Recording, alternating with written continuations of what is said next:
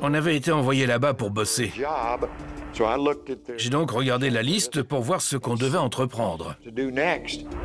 L'une des priorités consiste à révéler la constitution géologique de la Lune. Faire s'écraser une partie du vaisseau devrait permettre d'envoyer des vibrations à travers la croûte lunaire. Des vibrations mesurables.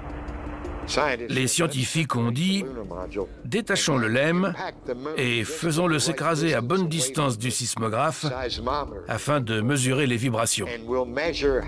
On en saura plus sur ce qui se passe au centre de la Lune. » L'expérience commence par l'installation du sismographe, un appareil extrêmement sensible capable de détecter des mouvements infimes à la surface de la Lune et dans les roches en profondeur. La première mesure, ça a été l'impact de nos pieds quand on s'est mis à courir à côté.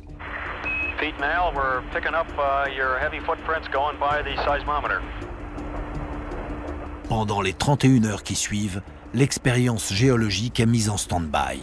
Les astronautes s'attellent à d'autres tâches, dont la construction d'une station scientifique fonctionnant à l'énergie nucléaire.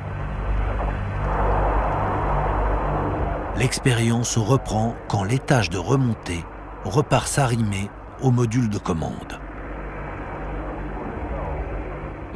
Une fois que l'étage de remontée est arrimé au module de commande et que tout le transfert de l'équipage et de matériel a été effectué, l'étage de remontée n'a plus grande utilité.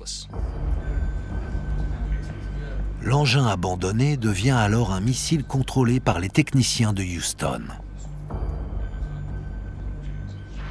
Guidance and control officer reports that the two spacecraft have separated. L'étage de remontée devait s'écraser à environ 70 km du site d'alunissage d'Apollo 12. Apollo 12 Houston, the LEM is on its way down.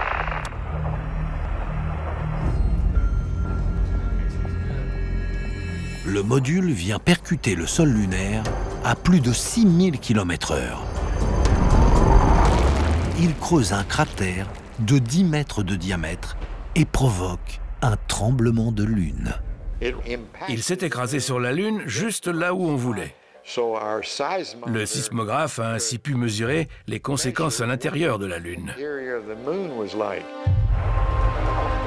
Les scientifiques de la NASA sont stupéfaits par les résultats obtenus.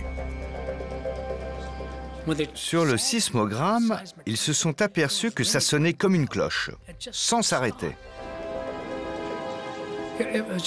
C'était totalement inouï. Ils se demandaient ce que ça pouvait bien être.